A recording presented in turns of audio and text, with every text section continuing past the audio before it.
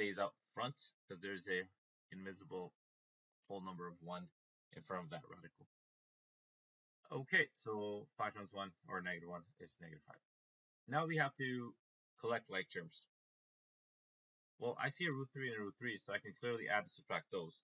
But hold on. The root 9 can be simplified further. Can 9 be divided by any of these numbers? And you'll see that 9 is actually itself a whole number. So this becomes 2 root 3 minus 3, the whole number 3, plus 10 minus 5 root 3. And now you can see that you can actually simplify and collect like terms. What's minus 3 plus 10? That's just 7. And 2 root 3 minus 5 root 3. Well, remember, you're adding and subtracting the whole numbers. You don't do anything to the like terms.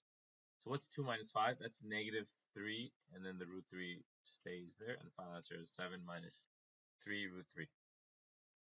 There you go. And I guess this, okay, last one for this lesson, and then this homework time. And we have the second lesson that we're going to go over. Okay, we got FOILing. So what's 2 root 2 times 2 root 2? What's 2 times 2? That's 4. And root 2 times root 2 is root 4. Easy stuff. 2 root 2 times minus 3 root 3. Well, remember, whole numbers multiply with one another. So what's 2 times negative 3? It's negative 6.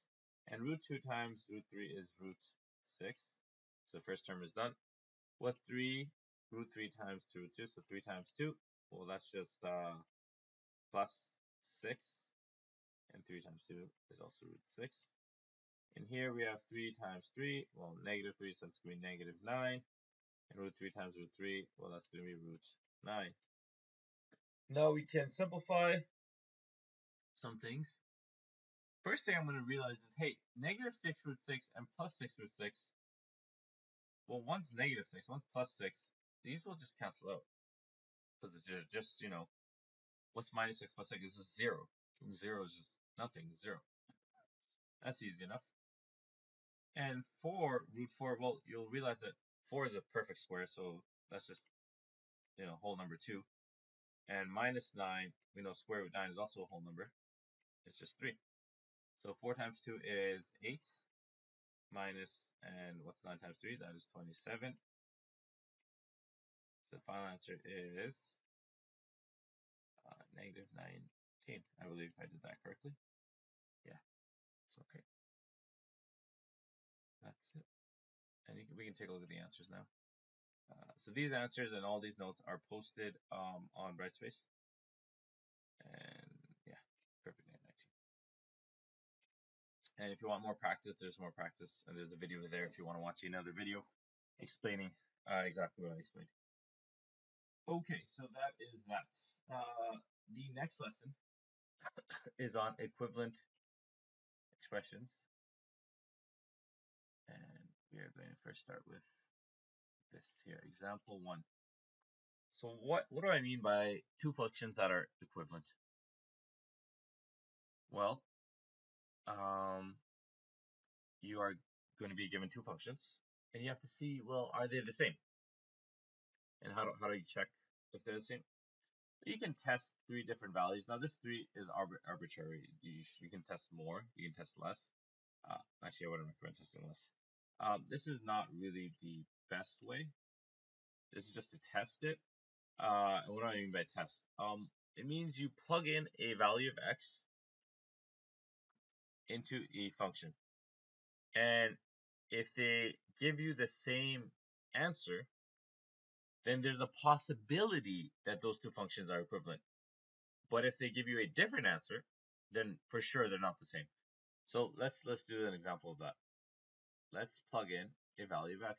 It doesn't really matter what value you plug in.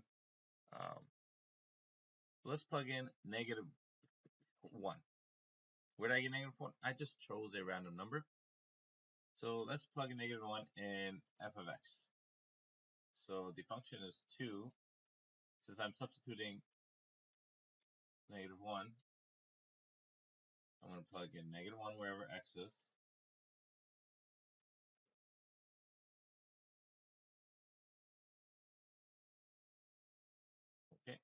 And let's simplify this. So that's 2, -1 times -1, that's -2 squared plus -3 minus 2. And that's, what's -2 squared? Well, -2 times -2 is +4. And this is just a -5. I didn't make a mistake. That's just 8 minus 5. The answer is 3. All right, so if I substitute -1 into the function f, I get an answer of 3. What if I substitute -1 into function g? Well, that's going to be something like this. So that is, what's -1 squared? That's just -1 times -1 is just 1. It's 2 times 1 is just 2. And it's going to be +1. And I get an answer of 3. So we got the same answer. That doesn't mean that these two functions are equivalent. It just means that there's a possibility that they're equivalent. That means now I can do some further, math to prove that they are the same. But hey, you know what? I'm still skeptical. I'm like, you know what? 1 point doesn't mean anything. Maybe it's a fluke. Let's plug in an easy number. Let's plug in 0. 0 is pretty easy. You just plug in 0 and then boom, you can just get the answer. So if I plug in 0 here, so it's going to be 2 brackets 0, so there's nothing here. So just -1 squared. So 2 bracket -1 squared, and then what was the other part? 3x minus 2. Remember, if this is 0, this whole thing becomes 0 because 3 times 0 is 0. So it actually just becomes plus -2. So what is -1 squared? Obviously, that's just, +1, because -1 times -1 is +1. 2 times 1 is 2, so that is 2 minus 2, and the answer is also 0. Okay, so function f, if I plug in a value of 0, I get 0. What about function g? So if I plug in a 0 here, 0 squared, that's just 0, and 2 times 0 is 0, and this is 0, so 0 minus 0. Well, I didn't really show my work there, but I explained it verbally, and I know that that's just 0. So once again, I get the same answer. I'm like, okay, you know what? Maybe since 2 points are, equivalent, I'm like, you know what? There's a good chance that maybe these are equivalent, but I'm like, hey, you know what? Let me check one more point. Let me try one more point. Let me see if it also passes the test. You know what? You know what's another number that's very easy? 1. Let's plug in a 1. All right, let's plug in 1. So 1 minus 1.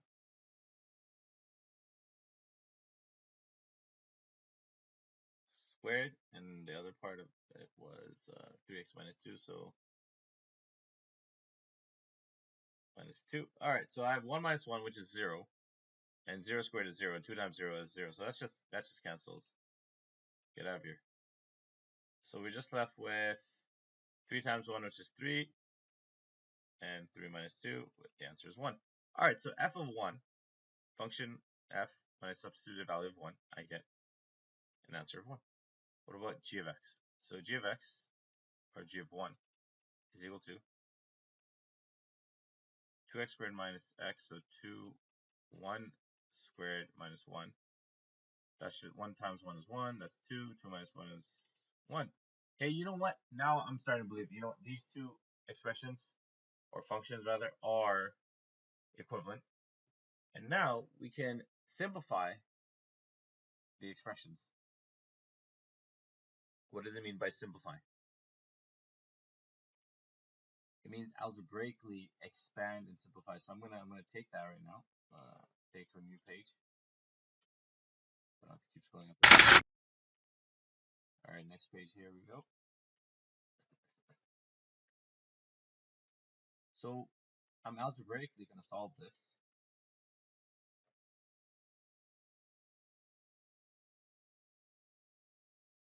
So what's x minus 1 squared? Well, x minus 1 squared, the same thing as x minus 1 times x minus 1. Which, if you do it, is x squared minus x plus 1, which is x squared minus 2x plus 1. Okay, so I know that this is going to be x squared minus 2x